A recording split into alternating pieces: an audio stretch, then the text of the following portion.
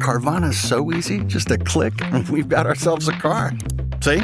So many cars. That's a click-tastic inventory. And check out the financing options. Payments to fit our budget. I mean, that's... Clickonomics 101. Delivery to our door. Just a hop, skip, and a click away. And bought. No better feeling than when everything just clicks. Buy your car today on Carvana. Delivery fees may apply. 100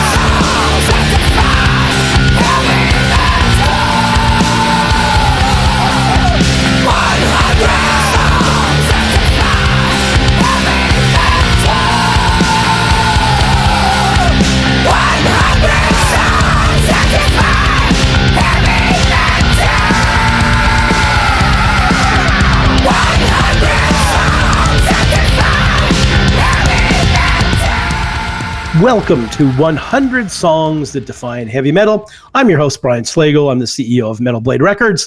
You can go to metalblade.com and find out all the information about that if you would like to. Hey, everybody, when you're in Las Vegas, you need to go to the Metal Blade Museum, one of the only heavy metal museums in the country where we have tons of stuff from Metal Blade, but also artists like, well, of course, Slayer and Metallica, which started with Metal Blade, but also Aerosmith, Guns N' Roses, Deep Purple, Alice Cooper, Stars, Thin Lizzy, so much more. It's a really great peek at the world of heavy metal. There's tons of displays and guitars and drum sets and all sorts of really cool things. And it's only about 5 minutes from the Strip. So go to metalblade.com/museum for all the details. And also new, our store now, which used to be in another part of Las Vegas, is now located inside the Metal Blade Museum. And by the way, it's free to get into the store as well. You can learn everything at metalblade.com/museum and go check it out the next time you're in Las Vegas. Very excited today to be talking about Scorpions and the Uli Jon Roth era of the Scorpions, which is my favorite era of the Scorpions. I love the Scorpions, I love all Scorpions. They're really great, but I love this era. So super excited to be talking about that today. And really excited to be talking about this with Steve Stevens, a legendary guitar player from Billy Idol. So should be a lot of fun. We'll begin it all with our friend, Mr. Martin Popoff. All right. Nice choice, Brian. Scorpions, Catch Your Train. So what we have here, Scorpions is moving up to their fourth album, of course, the album cover controversy with this, the 10-year-old naked girl on the front of the international one. And I remember getting this album as a new release, a Canadian version of it in Canada, Trail BC, and we've got the cover with the band on the cover on the front and the back. And I always thought that cover, it looked like they were emerging. They're in some Wild West town. It's very brown and dusty looking, right? And they're kind of coming at you from the darkness. It's a really neat band shot, and it just feels like they're in a Wild West town and they're just coming out of the darkness after committing some crime sort of thing. Or they've been lost in the desert. It kind of looks like a parched desert scene as well. But what I like about this album, so they have gotten a little bit heavier, a little more accessible over in trance. And this song, so we're talking November 22nd, 1976. We're still in the Uli Jon Roth era. We're going to get one more album from Uli, Taken by Force, plus the live album Tokyo Tapes. But what we have with this song, so Uli Jon Roth is credited on 5 out of the 9 songs on Virgin Killer, and this is one he's not credited on, and it makes a lot of sense. So this is by Klaus and Rudolph. But what it is, I mean, it sounds like, to me, it was always, I remember hearing this, in 1976 and thinking that it's the most American sounding song on the album. So it feels like a Matthias Jabs era song. So it's the most modern sounding song on the album. Very, very catchy. It's the most played by a little bit, 2.5 million plays on Spotify alone. But it's got this nice melodic structure. It just kind of cruises along at a kind of a high mid-paced tempo, and then it stops. And then it's got this stop-start structure, and Klaus turns in this really cool, authoritative vocal on it. Later on, it does the stop-start structure. You get a little bit of modulation going on. There's soloing. There's a lot of Uli soloing even at the beginning, and then later on, it's kind of a novel solo structure where it starts with that stop-start thing. And then there's some other very sophisticated chord changes, and Uli is doing this sort of burbly, really kind of watery and scaly sort of very musical soloing over top of this song. So I think they collaborate well on it, even though it sounds like a shift away from the very Teutonic or Spanish or Eurotoned music that Scorpions is doing. But yeah, very utilitarian track from Virgin Killer, November 22nd, 1976. Catch Your Train. Thanks, Martin. Pretty sure I first heard this record in 77 because I think it came out a little bit later in the United States. But it's interesting that he mentions that this is a Rudolf Schenker, Klaus Meine penned song. They would get the songwriters on there. I always wonder, because there's so much great playing by Uli on this, that I wondered why he wasn't credited. First, I thought he was credited, but I was mistaken. He was not. But something I'll have to ask Steve Stevens about that later on when we get there. But great stuff from Martin as always. I had that dream again. My small business needs to hire, but I don't use LinkedIn, and I hire wrong. So then I'm doing IT, and when I go to plug the servers in, they become sentient, and they won't let us access our network unless we forward their chain emails and memes to more and more and more people, and then I wake up. Don't let hiring nightmares ruin your dreams. LinkedIn Jobs' new AI assistant finds and invites best fit candidates to apply, so you can discover talent you may have missed. Post your job for free at linkedin.com/quality. Start hiring today with LinkedIn. Once again, we welcome famous, legendary producer. He's done, good Lord, Corey Taylor, Stone Sour, Anthrax, Amon Amarth, Coheed and Cambria, Avatar. I could go on for the next 25 minutes and not cover it all. Mr. Jay Ruston, how are you, sir? I'm great, Brian. Thanks for having me back. Do you ever get tired of producing and engineering? You've done so many things, or is it still fun? No. Okay, good. I love it. Like, I would do it for free. Like, good. If I won the lottery tomorrow, I'd still make records. Awesome. We're talking about the great Scorpions song, Catch Your Train. I personally love the Uli Jon Roth era of Scorpions. Dare I say this, more than the after Uli Scorpions. Although I do love, don't get me wrong, I love the Scorpions, but I just love this early stuff. It's just so good, and it was so different and unique because you had Scorpions doing their thing, and then Uli, this incredible, very influenced by Jimi Hendrix guitar player. It was a really interesting dichotomy, and this song is kind of, it fits right in there. It's a very typical catchy Rudolf Schenker riff, I think, and typical Scorpions early stuff. And the thing that I was always really interested by, I got into the Scorpions, pretty early on. Who's this band from Germany, where they come from? But they sounded so good because the great Dieter Dierks was the producer, and he's gone on to produce tons of Scorpions and a bunch of other stuff. And I mean, he had the magic there, because these records, I think, sounded phenomenal for the 70s. I would agree. And, I came into the Scorpions in the 80s and went backwards a little bit. And once I got pre-1978, I wasn't as interested. And not that I didn't think Uli was amazing, or that, the different lineups. I love Rudolph's riffs. I love his tone. I love his rhythm playing. He's like Hetfield to me. Like, my favorite part about Metallica is the rhythm guitar. And my favorite part about the Scorpions, for the most part, is the rhythm guitar as well. But I do love the twin leads later on. And of course, Uli's insanely good. And I saw him at the Whiskey about 10 or 11 years ago, and I was absolutely blown away. I didn't know any of the songs. I was just watching this guy just destroy every guitar player on the planet. And I couldn't believe how good he was and how great it sounded in there. And so when you mentioned this song, I realized I owned this cassette when I was a teenager, because I really dug deep on every band, from Maiden to Rush to Scorpions. Once I'd heard the hits on the radio in the 80s, I'd go backwards and say, oh, what did I miss when I was, 7? So this record was one where I bought it, listened to it a couple times. Wasn't for me, really. I mean, Pictured Life I've heard many times. It's floated around more, and I think they even played it live, over the years with the newer lineups. But this song I didn't know as well, and so it was interesting to go back and listen to it. And you're right about Dieter Dierks, like, just a phenomenal producer, and you can really hear his progression as a producer from these early records up through the 80s before they switched to Keith Olsen, how his sound changed and how he changed with the band and the modern technology they adopted in their early to mid 80s.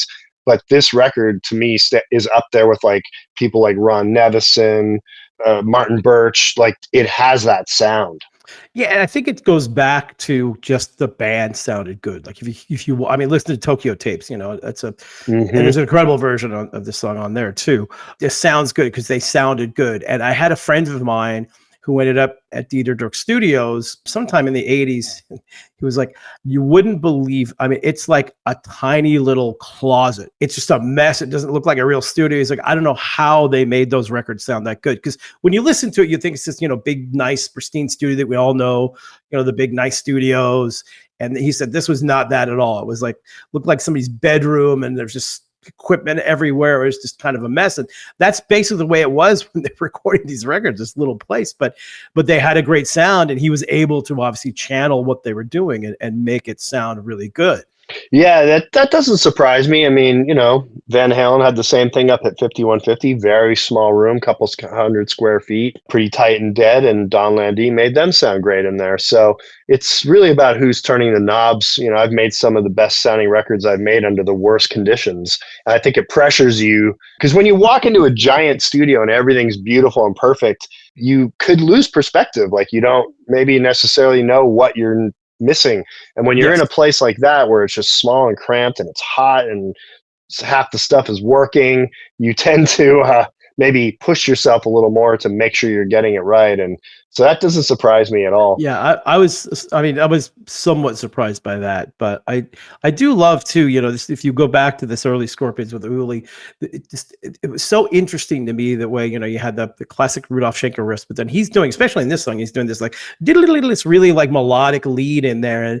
And that to me is always the sign of great guitar players. Like you can shred, and Uli was an amazing early shredder. I mean, he was obviously one of the greatest guitar players of all time, in my opinion, but he could also make it melodic, where you would put these like really cool little sweet melodies in there that you wouldn't really necessarily think of that worked. And that's hard to do. It's hard to be a great shreddy guitar player. I mean, there's the brilliance of Hendrix, where there's all these really cool melodic riffs in there too. Even Kirk Hammett has a lot of that stuff too. Kirk's massively influenced by Uli. Uli might have been certainly in his top 5 guitar players of all time, if not up there. And of course, he did Sails of Sharon at Metallica shows for years during his little solo, where he'd play a bunch of riffs from there. And I mean, Uli's obviously a massive influence on so many metal guitar players, but he had that knack of doing this. And I think this song really shows that little like that little thing over the real heavy riff there. It's so good.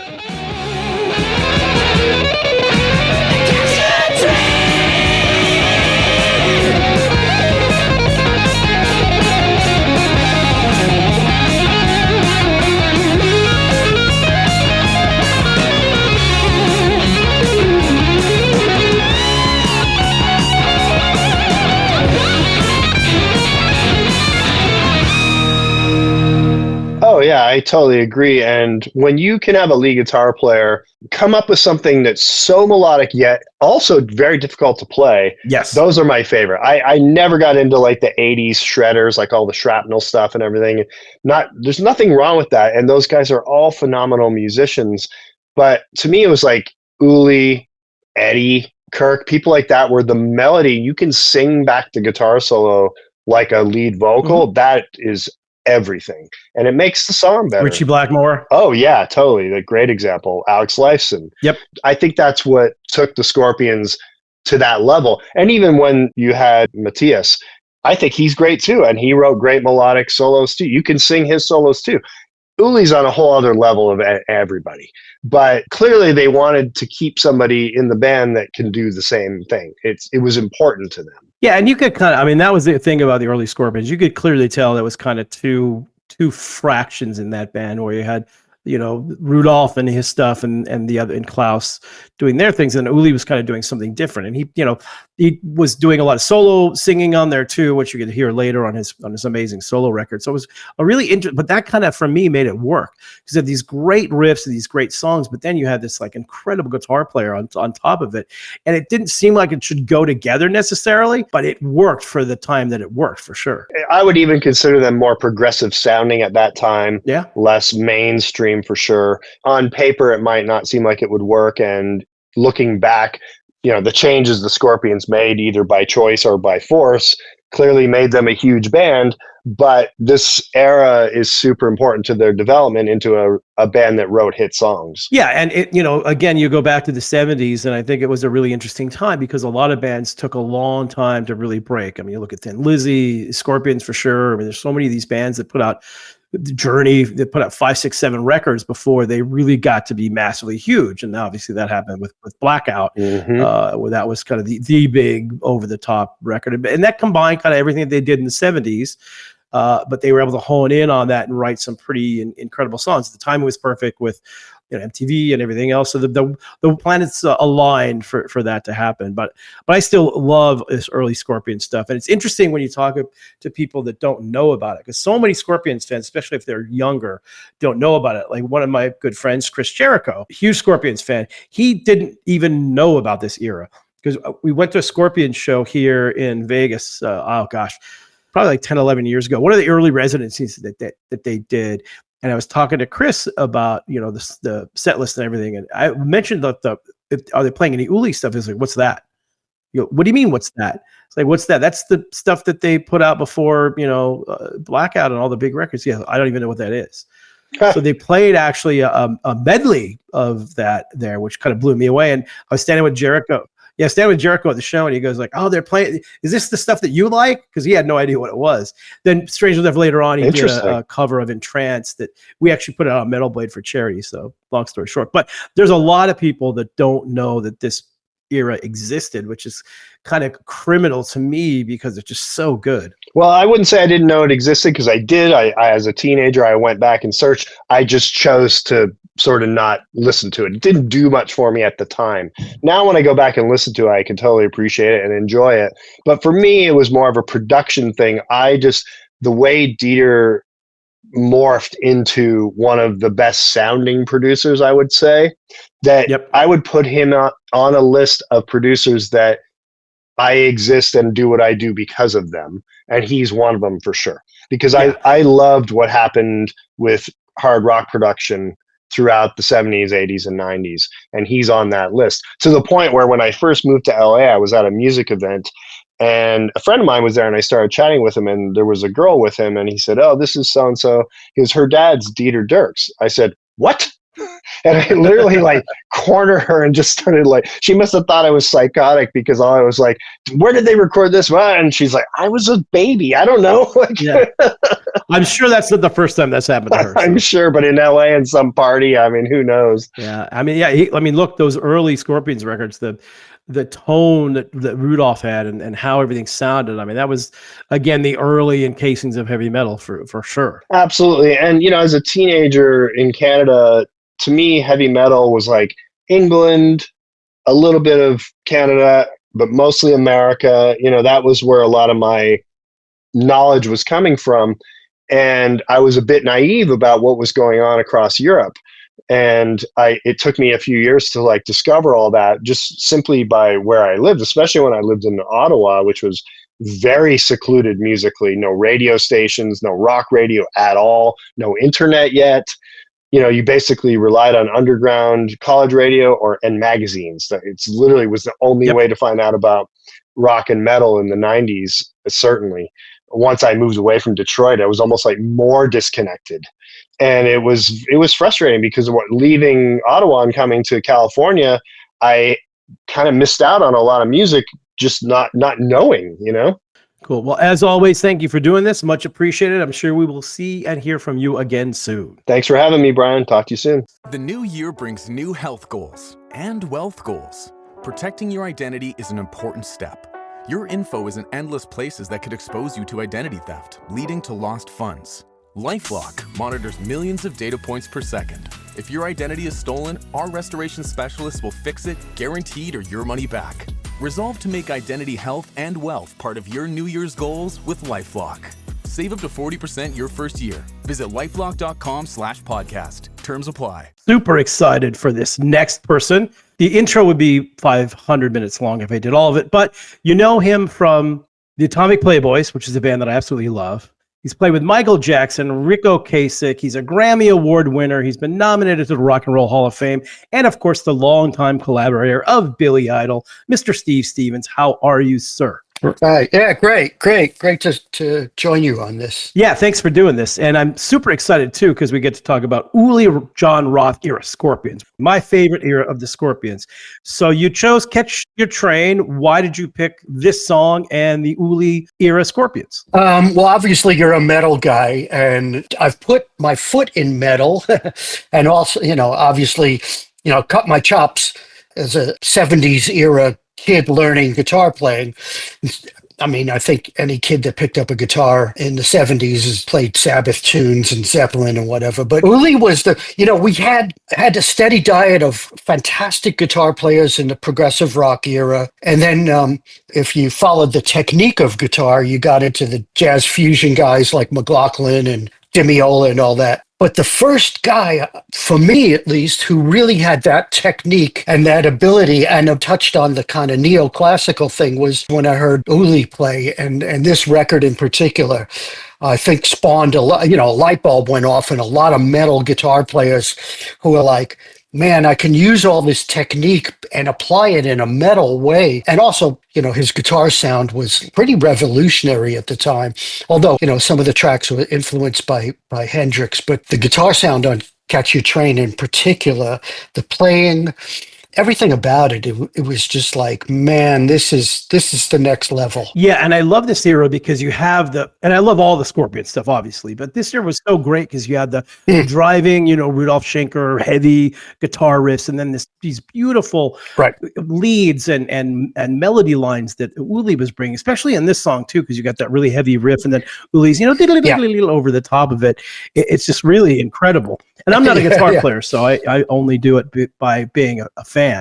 So where did you first encounter, because when these guys came out in the 70s, they weren't big in the US. They weren't big in the US until really after Uli left. So how did you find out about them? So at the time, I think this record was 77. So in 77, I was in a cover band that was playing the New York, New Jersey, tri-state area club scene, same as Twisted Sister. And there was a lot of shit-hot guitar players on that scene. And we were all doing covers.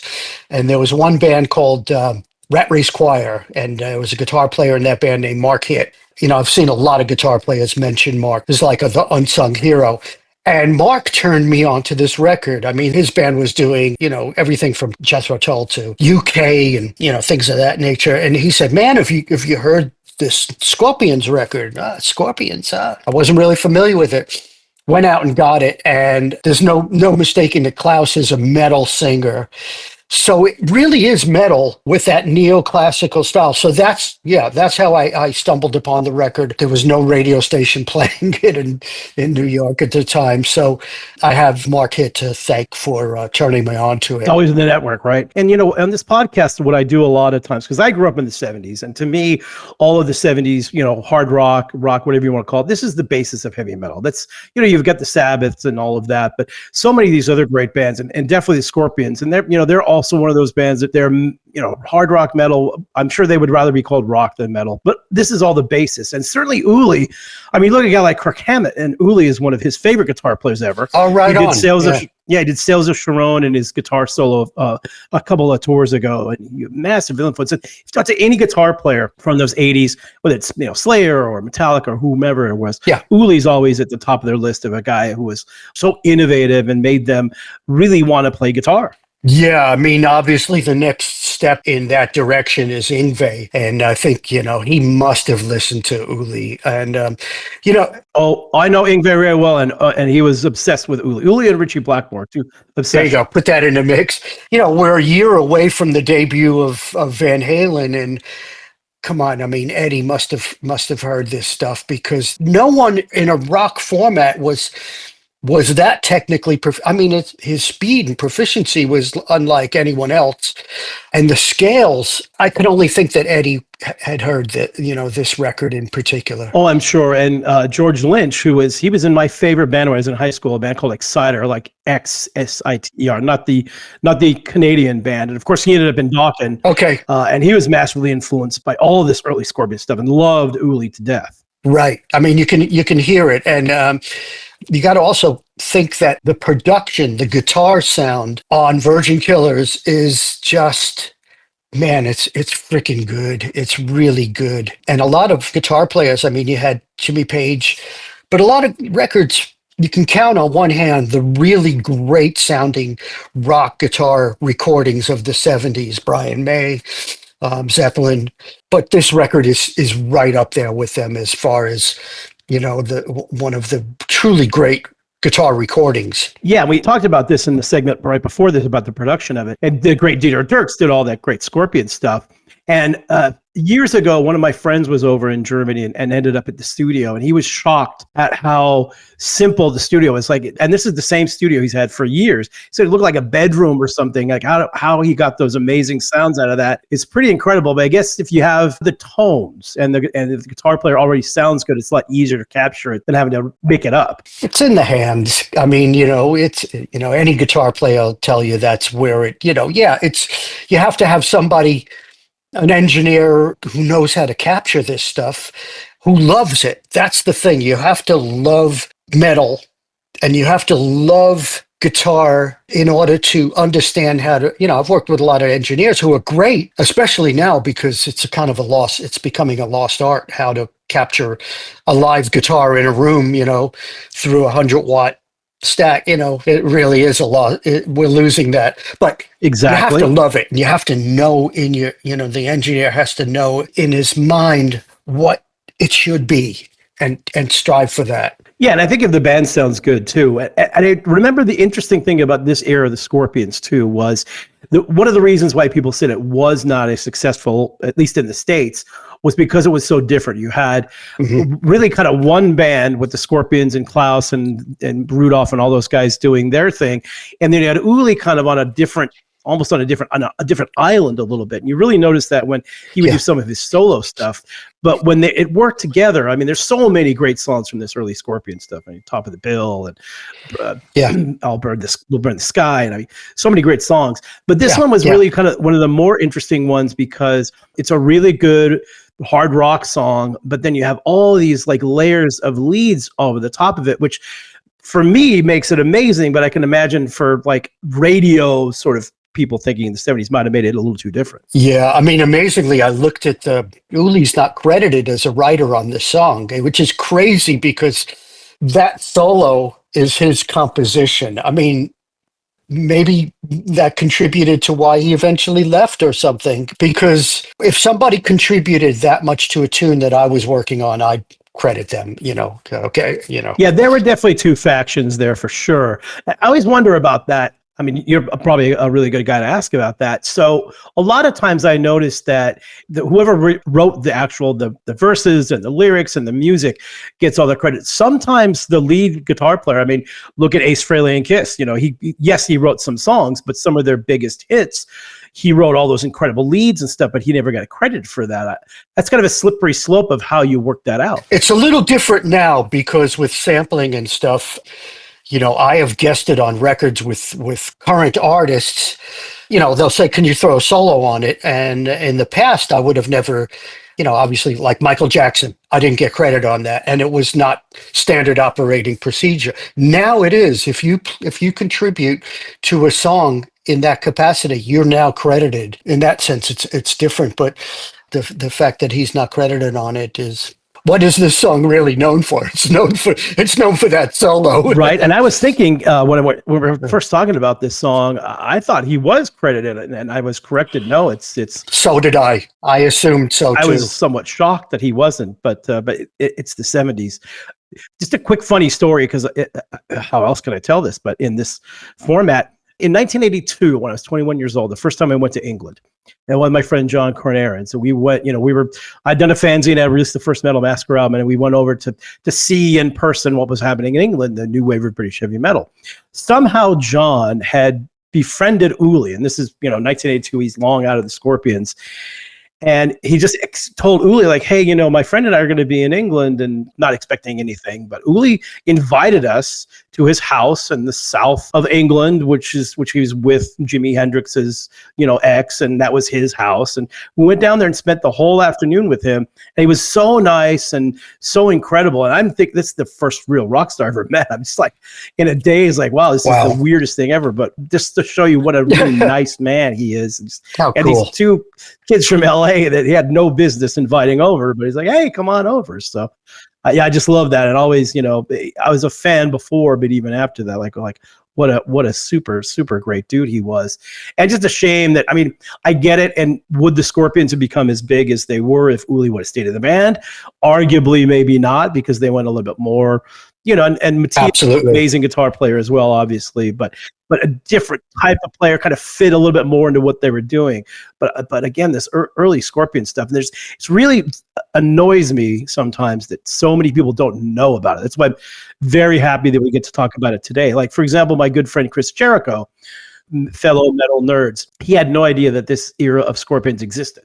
When they were playing their residency out here, we were going, and I was talking to him about the early Scorpion stuff. He said, I've never heard any of that. I don't know any of that. He's a younger guy, so I made him go back and listen. And then he got into it, but it's like so crazy. It's kind of like Genesis, because people aren't aware of the Peter Gabriel era of Genesis, and they were really adventurous. Obviously, after Gabriel left, they went on to have success with more pop-oriented stuff. But I've had that same experience turning people on to, Supper's Ready by Genesis, 18-minute crazy avant-garde prog rock stuff. And they're like, that's Genesis? I go, well, yeah, it was at one time. The Lamb Lies Down on Broadway is one of the all-time classics. And that's a really good comparison because, people, obviously Peter Gabriel had a huge success after he left Genesis too. Right. But Uli had some moderate success, probably more so in Europe than he had in the States, but he's still out there touring and doing it, which is pretty cool. I think it's still a testament to how well these records have aged. Like, I still love listening to this stuff now, and I have a lot of the one thing that I love about the new current metal scene is these kids like to go back and listen to the early what started. They'll go back and they know Maiden, they know all the big stuff, but let's go Rainbow Rising, let's go early Scorpions with Uli, and especially the guitar players just go nuts on it. It's great. You know what's so different, and I see this with Billy Idol, is when you and I were growing up, we didn't want to have anything to do with the music that our parents listened to. The last thing I wanted to know about. Yes. But kids now grew up with their parents' record collection, and their parents would be my age, and they think it's cool. They go into it and they're like, wow, Dad, what was this like? And it's a whole different mindset. And I get a lot of, parents asking me, oh, my son wants I want to get my son his first guitar. And, we were listening to, Rebel Yell, and I was telling him about the first time I saw Idol. And it's such a different thing than when we were kids. Yeah, 100%, 100%.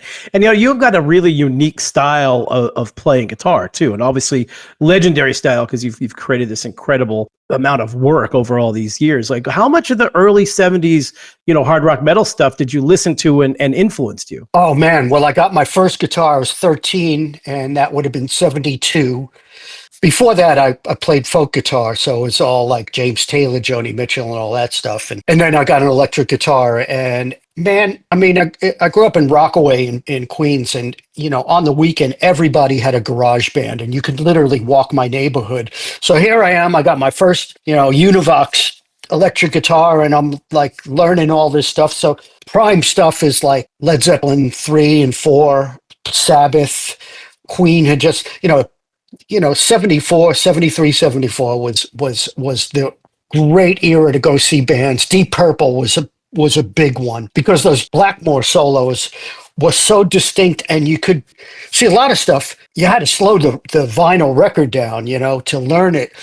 So for some reason, those Blackmore solos, you could really hear them clearly, and you could know whether you were playing it correctly or not. Same with Jimmy Page. Queen records were challenging because it was very layered, and I didn't really, Hendrix was kind of before my time. Cream was before my time. I have a brother who's 5 years older, and he was into like Grand Funk and Cream. And, I was definitely, man, like by 73, whatever rock was happening, that's what I was listening to. And then obviously Rainbow, and it was a really good era for rock guitar, really good. I mean, the 70s is obviously, I grew up there, so I'm biased, but that's my favorite era as well. And yeah, 73, 74, 75, even into 76, there was so many great records that came out around that time. And really that was, for me, that was kind of the beginning of my love of heavy metal and kind of what came all of that music. And it was so really great. You mentioned something earlier that probably the biggest thing I've learned about doing this podcast, and I try to be a metal historian. You go back to obviously it started with the blues, and then you have classical music. It has a lot of influence to it. But one genre that I never realized had probably almost as much influence, and you mentioned it earlier, was jazz. And I never really thought about that much. I mean, I love jazz, and I can see now where that comes in. A lot of drummers mentioned that, like Dave Lombardo from Slayer mentioned that, he grew up. I can see that. He grew up Cuban and that jazz playing, because he plays just a little bit different than everybody else does. And several other, Charlie Benanti, all these guys mentioned jazz. And you mentioned it as well. I find that fascinating that so much of jazz, and it makes sense for both drumming and guitar playing, kind of had an influence on everybody. So what kind of jazz did you listen to, and did that help or kind of give you some interesting ideas when you play? So I mean, they called it jazz fusion, which was like the dawning of Mahavishnu Orchestra, and then Return to Forever and Jimmy Ola, and then Larry Coryell. And these were million-selling records. These were, and these were bands playing big theaters. And so, as a guitar player, if you're starting out, if I'm starting out at age 13, and by the time, 75, 76, you're getting proficient on your instrument, and then you hear John McLaughlin. And also, I love Jeff Beck, and Jeff was always talking about McLaughlin in his guitar interviews. And then you hear that, and at first I was like, what the? I can't, couldn't even grasp it. But because it was so out, it's an acquired taste, Mahavishnu. I remember if I put that on, it really pissed off my parents, because, more than Sabbath, because Sabbath had melody. Mahavishnu, there's no lyrics, there's no vocals, it's just insanity and dissonant, a lot of dissonance. But yeah, I mean, you listen, any guitar player will tell you, 1 minute of listening to Zakk Wylde, he learned all the McLaughlin and Jimmy Ola stuff. So if you became technically proficient, there was an era of about 2 years where I would say jazz fusion. I wasn't listening to Charlie Parker and stuff like that. That was not for a guitar player. Now I can appreciate it, but back then it was not. That was a little too close to my parents' music, but jazz fusion was definitely an era. Yeah, like I said, it's fascinating to hear all this stuff, because I go into these things saying I know everything about metal. I go, oh well, apparently I don't know as much as I think I knew. And the really unfortunate part for me, and I'm sure for you a little bit too, is that we never got to see the Scorpions' Uli Roth live. They never played the States until after he had left. But there's some great footage from over in Europe where he played. But even that I found really interesting, because he's kind of, it's just the live stuff to me even more showed you how different he was from the rest of the band, but also just showed you how amazing a guitar player he was. Yeah, phenomenal. I mean, I can't think of another guitar player, like I said, at that year. I mean, also, this is almost like punk rock didn't exist, because it's 77. And I know with Pat Travers, who I listen to a lot, love him. Like the Putting It Straight, that record, he's pissed off that, he can't sell records because the Sex Pistols are, getting all the headlines and stuff. So the metal guys, I think, out of England had to wait a year maybe after 77 to get recognition, because England was all about punk rock at that point. Scorpions, out of Germany, it's like punk really didn't have anything to do there. Well, even out of just a rock band coming out of Germany at that time was like, well, this makes no sense. What is this about? Like, that's why I hadn't heard about them for so long. It's like, Germany, wait a minute, what? and they're pretty good. But you're right about that, because the late 70s kind of became all about the disco era, and then certainly in the UK and in New York City as well, the whole punk rock era, which kind of was completely anti all the 70s rock music. And that's, of course, what's led into the new wave of British heavy metal, which was, the really where metal became really massively huge from there.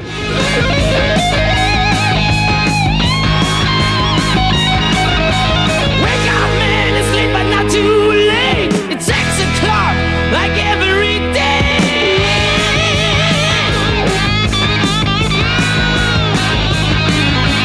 Get your things, run and forget the rain. Take power pills, don't miss your train.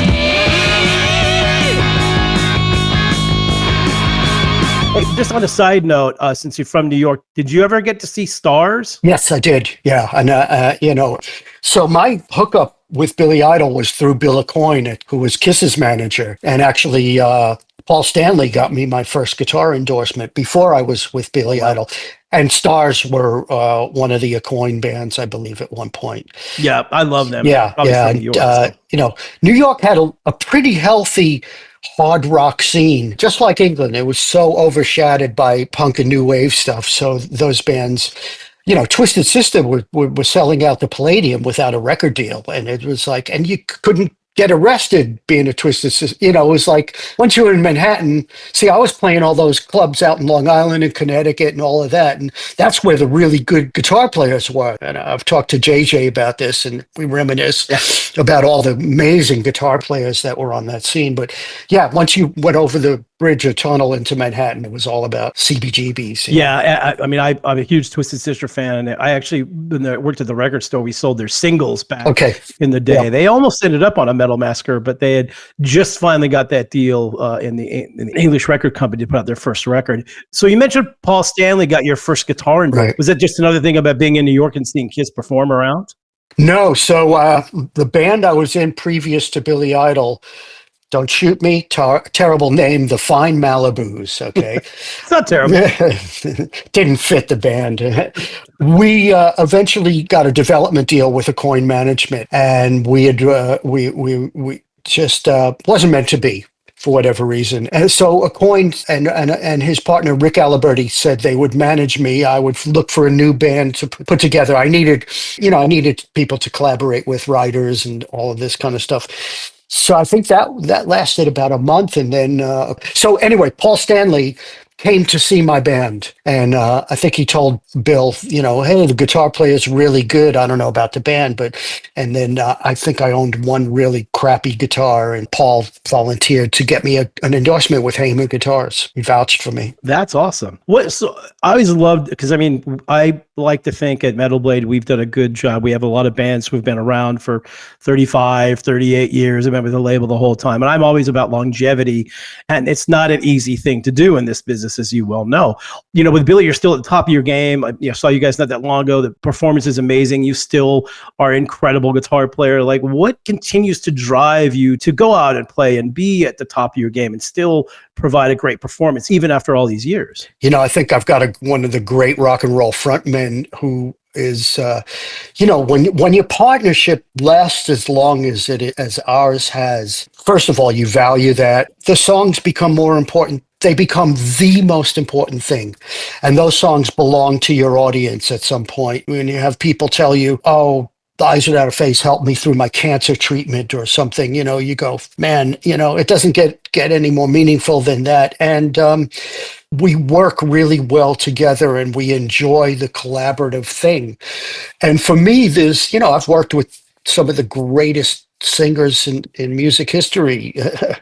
And I get on stage with that guy, and to me, he's the best. And he encompasses everything stylistic. He might have started in England in 77 with, the punk rock thing. But from the day we met, he was talking to me about the Doors and Creedence. And I remember when one of the first things that came out was Oh, Pretty Woman, the Van Halen version. And he said to me, hey, that guitar player is really good, isn't he?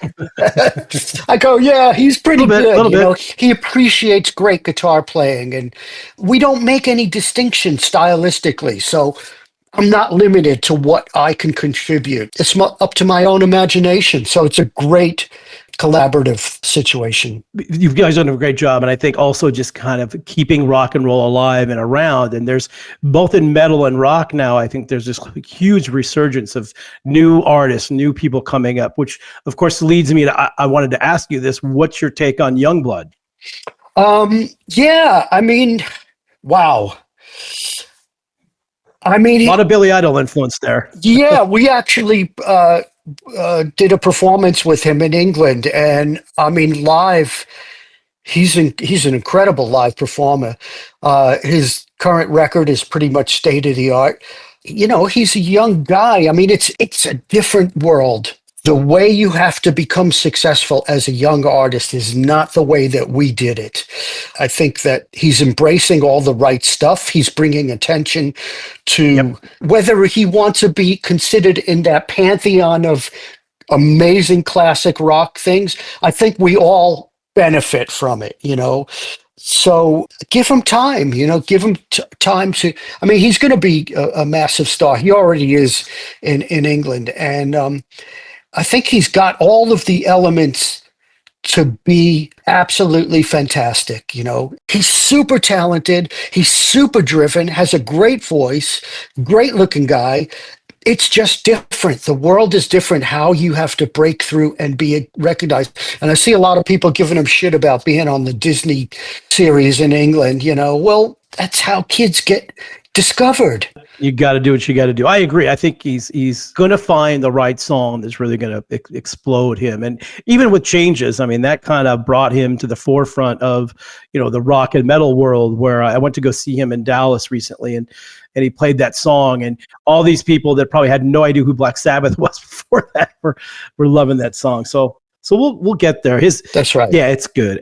But I just love the fact that, you know, you guys have spent all these years doing what you're doing and keeping that flame lit, you know, for rock and roll at such a high level. It's kind of fun to see the people coming after that. And when I saw him live, I was like, boy, there's definitely some Rod Stewart and some other stuff. But I thought probably more than anything else, I was like, there's a lot of Billy Idol going on in this thing. So tribute to him.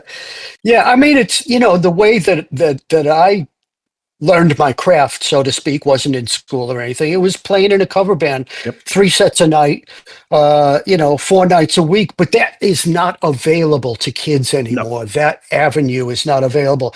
And as you know better than anyone, I mean, at that time in 78 in New York City, every record label was there and every AR guy was out at the clubs looking for bands. That doesn't happen anymore. So I think younger artists have to use whatever to, you know, internet, everything to get noticed. And he's making good records. I mean, you can't deny that. So you're 100% correct on all that. And I cannot thank you enough for doing this. It's been a true pleasure. Thanks a lot for doing this. Much appreciation. And thanks, man. Appreciate it. My pleasure.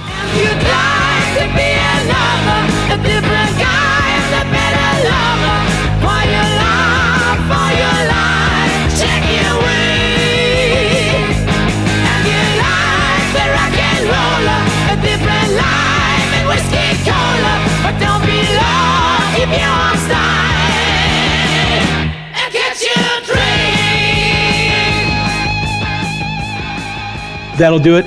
Thank you so much to the legendary Steve Stevens for stopping by for a bit.